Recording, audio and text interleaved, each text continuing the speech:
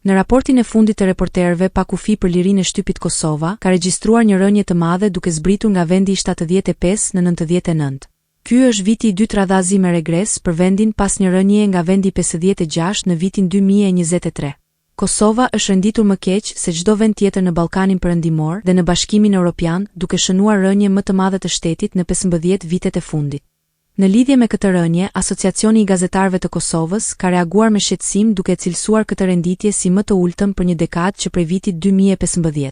Asociacioni i Gazetarëve të Kosovës shprehu shqetësimin se kjo rënje është pasojë e një politike të vazhdueshme armiqësore të 2 vjetëve të fundit të udhëhequra nga qeveria e partisë politike, vetvendosje. Organizata ka ftuar aktorët institucional dhe ata të shoqërisë civile që të punojnë së bashku për përmirësimin urgjent të lirisë së shtypit në vend.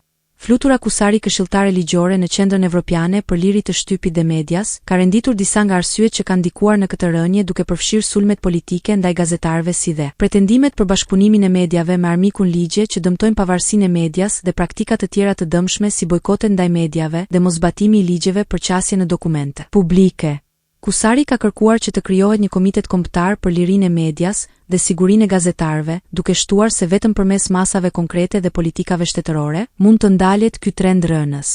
Ndërkohë Shqipëria ka shënuar një përmirësim të dukshëm në këtë indeks, duke kaluar në vendin e 80, një ngritje prej 19 vendesh krahasuar me vitin e kaluar kur renditej në vendin e 99. Pavarësisht përmirësimit të Shqipërisë, raporti nënvizon se liria e shtypit në vend mbetet e brisht për shkak të ndërhyrjeve politike dhe ligjore që e rrezikojnë pavarësinë e medias. Në krye të indeksit të lirisë së shtypit, Norvegjia mban vendin e parë duke u pasuar nga Estonia dhe Holanda, ndërsa Eritrea është vendi i fundit në këtë renditje.